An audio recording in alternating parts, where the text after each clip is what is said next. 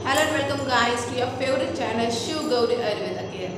जैसे कि मैं हर बार कुछ नया लाने की कोशिश ज़रूर करती हूँ और पिछली जो वीडियो है उसमें मैंने स्पेशली कफ के बारे में आपको बताया था कि बच्चों का जो कफ है बच्चों की जो खांसी है वो कैसे कम की जा सकती है। और आज का जो टॉपिक है जैसे कि बच्चों को होती है वैसे भी बहुत बार हम देखते हैं कि बड़ों को भी जो है खांसी वगैरह होती है। तो आज का जो टॉपिक है यही है, यंगस्टर्स में खांसी जो है वो आखिर होती क्यों क्यों क्यों है, उसके लक्षण क्या है, सिम्टम्स क्या है, उसके कॉजेस भी क्या हो सकते हैं और हम क्या कर सकते हैं जिससे बच्चों को जो खांसी है जो वो ना हो जाए। तो बिना टाइम गवाए हम डायरेक्टली स्टार्ट करते हैं कि बहुत बार क्या होता है कि हम बहुत बार ऐसा देखा जाता है कि यंगस्टर्स भी जो है आजकल खांसी के जो खांसी से पीड़ित होते हैं, ज़्यादा करके नहीं लेकिन कम मात्रा में। तो इसका ही सोल्यूशन आज मैं लेके आई हूँ। तो इस वीडियो में मैंने आपको ये तो पता है कि इस वीडियो में क्या क्या देखने वाले हैं।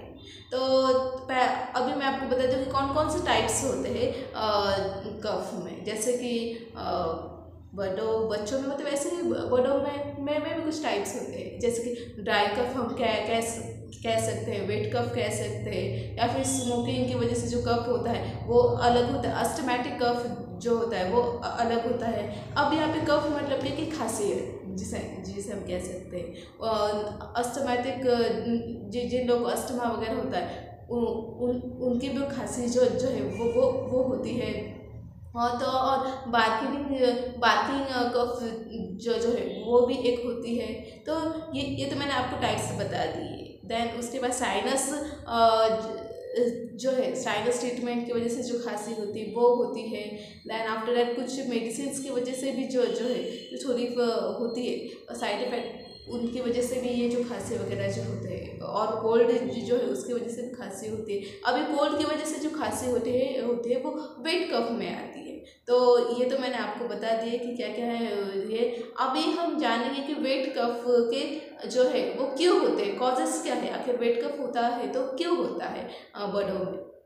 तो क्या ब्रोंचाइटिस की वजह से अगर कोई होगा, इंसान ब्रोंचाइटिस से पीड़ित होगा तो भी वेट कफ होता है। दैन उसके बाद अगर हम कहें कोल्ड की वजह से भी जो है वो वेट कफ होता है। फ्लू की वजह से भी जो है वो ये वेट कफ होता है। तो मैंने आपको ये भी बता दिया कि आखिर वेट कफ जो है वो होता है तो क्यों होता है। अभी नेक्स्ट पार्ट वेट कफ के साथ साथ हम ड्राई कफ के बारे में भी डिस्कशन करेंगे, क्योंकि बहुत बार ऐसा होता है दोस्तों कि बहुत लोगों को ड्राई कफ जल्दी होता है। वेट कफ से जल्दी ड्राई कफ की जो संभावना है वो ज़्यादा से ज़्यादा है। तो इस वीडियो में हम ड्राई कफ आखिर क्यों होता है, उसके कॉजेस क्या है, ये भी हम जानेंगे। अभी देखिए कि बहुत बार क्या होता है कि अस्थमा की वजह से ये जो कफ है ड्राई कफ, ये होने के चांसेस जो है वो ज़्यादा से ज़्यादा है। दैन अगर स्मोकिंग वगैरह अगर हम कहें तो इनकी वजह से भी जो है ये ड्राई कफ जो है वो जल्द से जल्द होता है। ओके। देन बाहर का जो वातावरण है उसकी वजह से वेट कफ होता है। लेकिन ये जो कुछ 2-3 रीज़न है ये जो है वो ड्राई कफ के लक्षण है। तो मैंने आपको ये इस वीडियो में ये भी बता दिया कि आखिर कौन कौन से रीजन्स है, कौन कौन से ऐसे कारण हैं जिनकी वजह से हमें ड्राई कफ भी हो सकता है और वेट कफ भी हो सकता है। और ये तो मैंने बता दिया। दैन नेक्स्ट पार्ट में हम मूव आउट हो जाएंगे कि हम ऐसा क्या कर सकते हैं जिनकी वजह से हम कफ से जो बड़े हैं वो उनको ये हो ही ना, मतलब ऐसे क्या कंडीशन हम तैयार कर सकते हैं जिससे बड़े लोगों को कफ ही ना हो। तो सबसे पहली बात कि हमें याद रखना है कि जो है पानी जो है किसी भी खट्टे चीज़ के ऊपर पानी नहीं पीना। मतलब अचार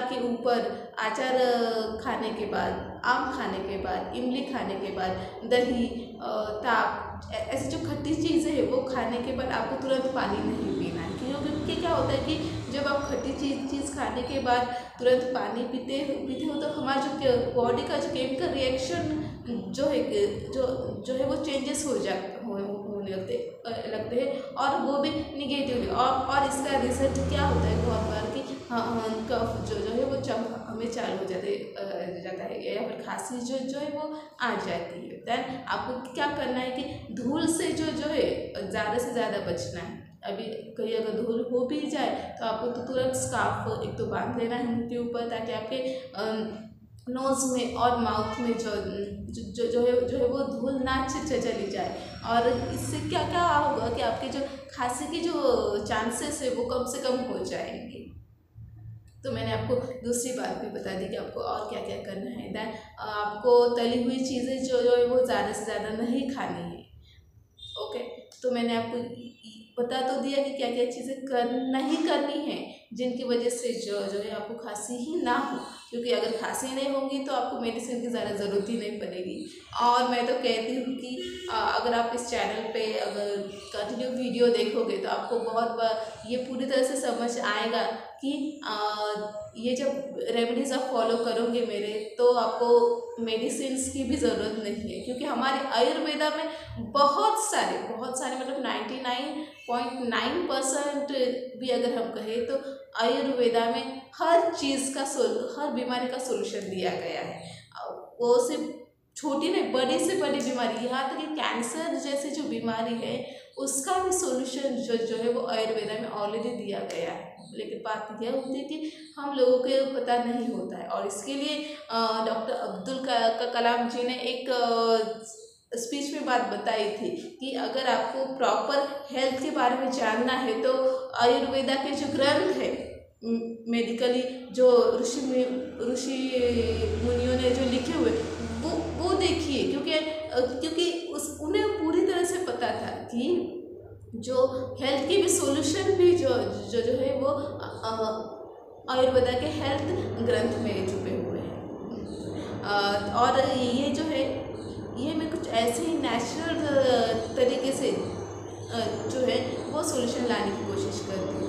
और ये जो कुछ चीज़ें हैं वो लेडीज़ के किचन में ही अवेलेबल होती है, जैसे तुलसी अवेलेबल होती है, और तो तुलसी मतलब कि हम आंगन में रखते हैं लेकिन फिर भी अवेलेबल होती है, या फिर जीरा कहे या फिर हनी कहे, ऐसे बहुत सारी चीज़ें जो है गार्लिक कहे वो ऑलरेडी अवेलेबल होती है किचन में। लेकिन होता क्या है कि हमें खांसी आ गई, हमें कुछ पता नहीं होता है, तो हम क्या करते हैं, जहाँ सीधा एक तो डॉक्टर के पास जाते हैं और या तो मेडिकल के पास जाते हैं और गोली लेते हैं। और इससे होता क्या है कि बहुत ज़्यादा दवाई लेने से भी जो है हमारे बॉडी के अंदर जो केमिकल रिएक्शंस होते हैं उनकी वजह उनके साइड इफ़ेक्ट्स भी होते हैं, जैसे कि वेट जल्द से जल्द बढ़ता है, नींद ज़्यादा से ज़्यादा आती है, या फिर कई बार नींद भी नहीं आती है, या फिर जिसे हम कहते हैं मुँह का आना, मतलब बहुत तीखा लगना कुछ खाने के बाद, जैसे हम कहते हैं वो भी होता है। हमारे बॉडी के अंदर जो हीट है वो ज़्यादा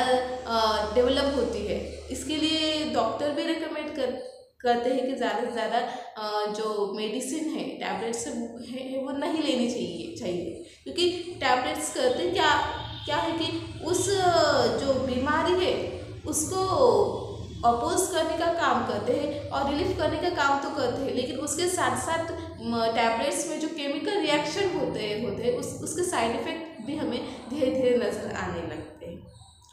तो मैंने उसके साथ हमारे ये भी डिस्कशन हुआ है। अभी हम जानेंगे कि हम कैसे कौन से रेमेडीज़ यूज़ कर सकते हैं, ऐसे कौन से नेचुरल चीज़ें यूज़ कर सकते हैं जिससे क्या होगा कि जो कफ है वो जल्द से जल्द चला जाए। और अगर आप हनी और लेमन और वाटर इसका जूस अगर बनाओगे तो भी आपके जो हेल्थ के लिए है वो प्रॉपर रहेगा।